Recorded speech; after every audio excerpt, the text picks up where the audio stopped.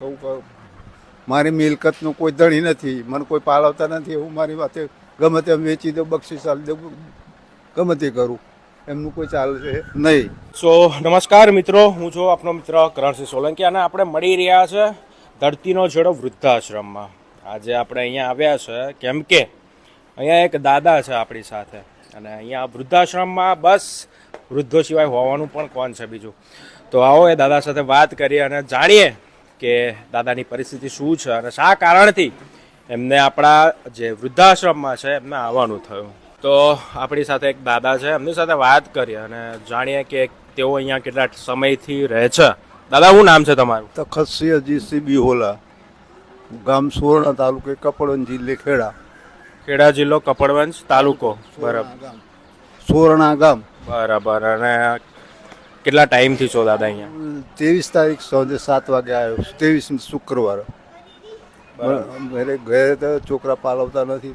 અચ્છા, પહેલા તો એમ કહો દાદા, તમારા ઘરમાં કોણ કોણ છે? મારા 2 છોકરા છે, છોકરાની બહુ છે, છોકરોને ઘરે છોકરો છે. શું નામ છે છોકરાઓનું? બંને છોકરાઓનું નામ શું છે? એક મોટાનું નામ પ્રવીણસિંહ તખતસિંહ, નાનાનું નામ ગુણવંતસિંહ તખતસિંહ. અને કાકી છે તમારા ઘરેથી? મારા ઘરેથી 35 વર્ષ થયો, ઓફ થઈ ગયો. બરાબર. તો શા કારણે તમારા છોકરાઓ તમને નહીં રાખતા? અત્યારે એમના બૈરો આગળ ચાલતું નથી એટલે મને તરસોડે છે. મને ખાવા પાણી આપતા નથી, લાઇટ નથી આપતા, જમવાનું નથી આપતા, પશુ મને જમીનમાં ભાગે નહીં આપતા. તમારી કેટલી જમીન કેટલી છે કાકા? જમીન છે મારે 5 એકર જેવી. તો તમારા નામે કશું નહીં? મારા નામ જ છે અત્યારે જમીન બધું.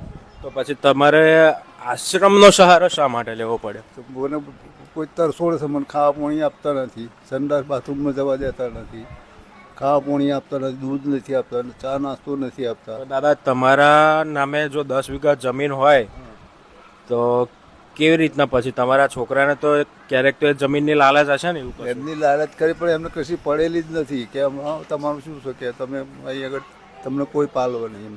બરાબર. પાણી આપતા નથી, જમીન મારી છે એટલે મારે તો સ્વેચ્છાએ એ કરીને જ આવ્યો છું કે મારા જમીન બમીન બધું ફળર કરી દેવું છું. મારા નામ જ છે એટલે એમનું શું ચાલવાનું છે? તમારા નામે જે જમીન છે શું કરશો એનું? હું ધર્માદું કરી દઉં, ગમે તે કરી દઉં, વેચી ખાઉં. કોઈ એવું તમારા છોકરાને એવું કહું સામે જોઈને કહું? હા, તે કહું કે મારી મિલકતનો કોઈ ધણી નથી, મને કોઈ પાલવતા નથી. હું મારી વાતે ગમે તેમ વેચી દઉં, બક્ષીસ આલી દઉં, ગમે તે કરું, એમનું કોઈ ચાલશે નહીં. મારી મરજીની વાત છે, એમની મરજી ચલવી. મને ખાવા પાણી, મને ભરણ પોષણ કશું કરતા નથી, મને હેરાનગતિ કરે છે. એમના બૈરો આગળ કશું ચાલતું નથી. એટલે કોણ એમના તમારા છોકરાને ઘરેથી તમને હેરાન કરે? હા, એ 2 છોકરાની બહુ કોઈ તરસોડે છે, મને ખાવા પાણી નથી આપતા, કશું નહીં. એટલે મારે આવા તેમ મારે જમીન આપી દેવું. બરાબર.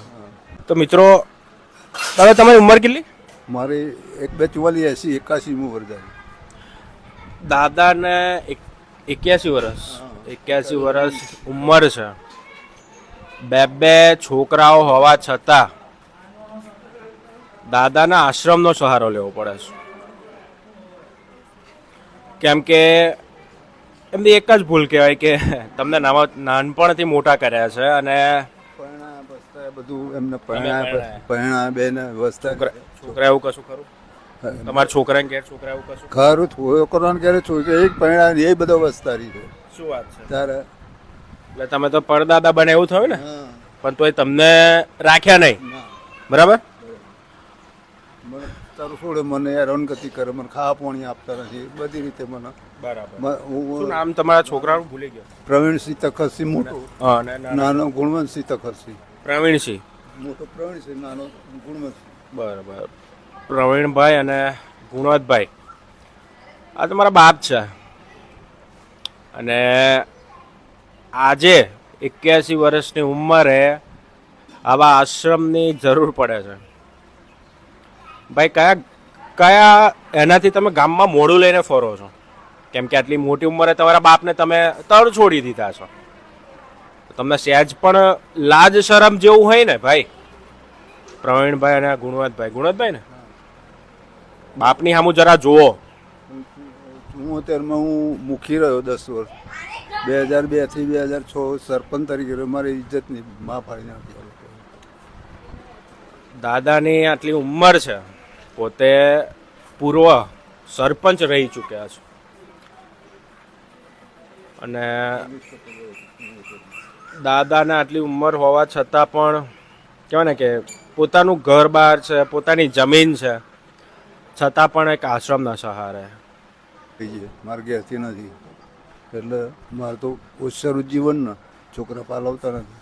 બહુ તો છોડે છે, ખાવા પાણી નહીં આપતા, રોટલો પાણી નહીં આપતા, લોટ આપું ઘરનો તોય રોટલો કરી આપતો નથી. અત્યારે મારે જાતે કપડો ધોવાનો, પાણી લાવવાનું, નાહવું ધોવું, ભોજન રોટલી બનાવીને ખાવું બધું મારે જાતે. એક વખત પછી એડ્રેસ કહી દો ને તમારું, બધાને કહી દો. સામે જોઈને બોલો, એડ્રેસ કહી દો તમારું. મારું નામ તખતસિંહ અજીતસિંહ બિહોલા, મુકામ પોસ્ટ સોરણા, તાલુકે કપડવંજ, જિલ્લે ખેડા.